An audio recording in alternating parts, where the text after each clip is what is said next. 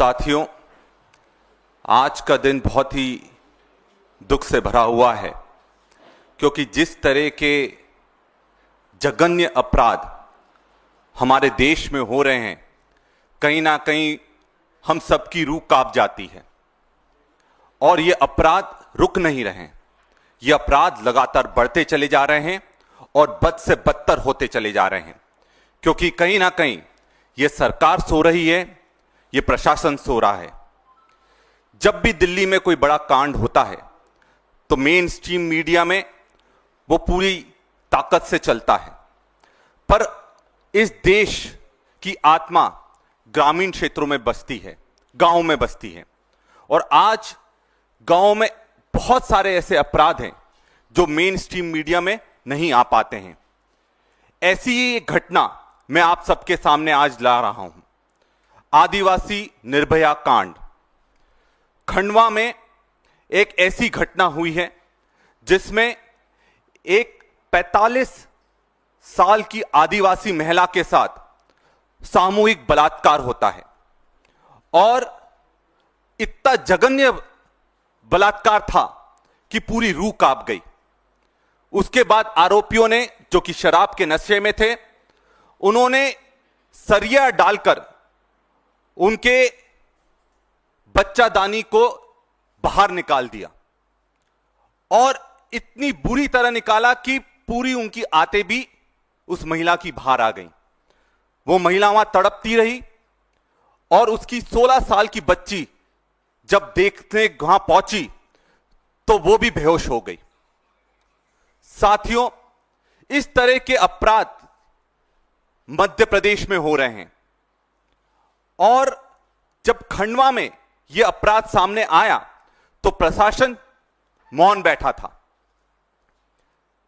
हमारे लोग वहां पर गए, हमने वहां देखा और जब यह पाया कि वहां पर जब उसका पोस्टमार्टम हुआ था तो जो डॉक्टर्स पोस्टमार्टम कर रहे थे उन्होंने भी इस चीज का कभी सोचा नहीं था कि इस तरह के अपराध भी हो सकते हैं। मैं खुद एक डॉक्टर हूं तो मैं समझ सकता हूं कि जब इस तरह का जघन्य अपराध हुआ होगा, जब वो जिंदा होगी तब किस पीड़ा में वो होगी, क्या यातनाएं उसने झेली होगी और किस तरह से जो आरोपी है, क्या उनका मन एक बार भी पसीजा नहीं होगा और उस 16 साल की बच्ची पर क्या बीती होगी, यह हम सोच भी नहीं सकते हैं। मैं सीधा सवाल सरकार से है कि क्या मध्य प्रदेश में कानून व्यवस्था पूरी तरह से फेल हो गई है, पूरी तरह से बेलगाम हो गई है? और क्या जब मुख्यमंत्री ही गृह मंत्री है मध्य प्रदेश में, इस तरह की घटनाएं होना चाहिए? और जब से मुख्यमंत्री जी गृह मंत्री का पद भी संभाले हुए हैं, मध्य प्रदेश में 18% बलात्कार बढ़ गए हैं।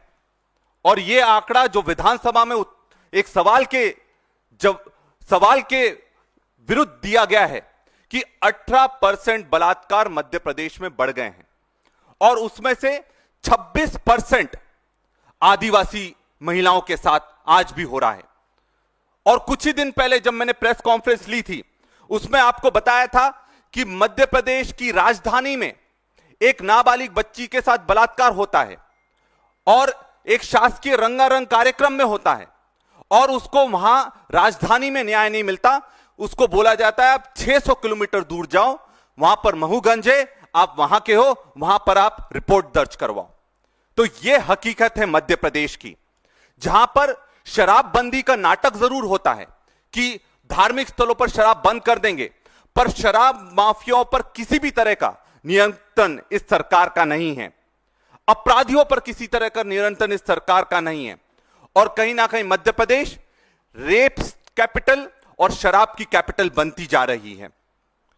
हमारी मांगे हैं, 31 मई को आदरणीय प्रधानमंत्री जी मध्य प्रदेश आ रहे हैं, भोपाल में आ रहे हैं और विडंबना देखिए कि जिस राज्य में सबसे ज्यादा बलात्कार हो रहे हैं वहां पर एक महिला सम्मेलन किया जा रहा है प्रधानमंत्री जी द्वारा।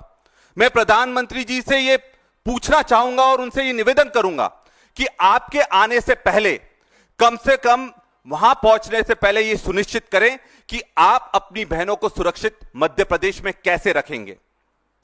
साथ में मध्य प्रदेश में पूर्णकालिक गृह मंत्री दिया जाए, क्योंकि कहीं ना कहीं गृह मंत्रालय संभल नहीं रहा है।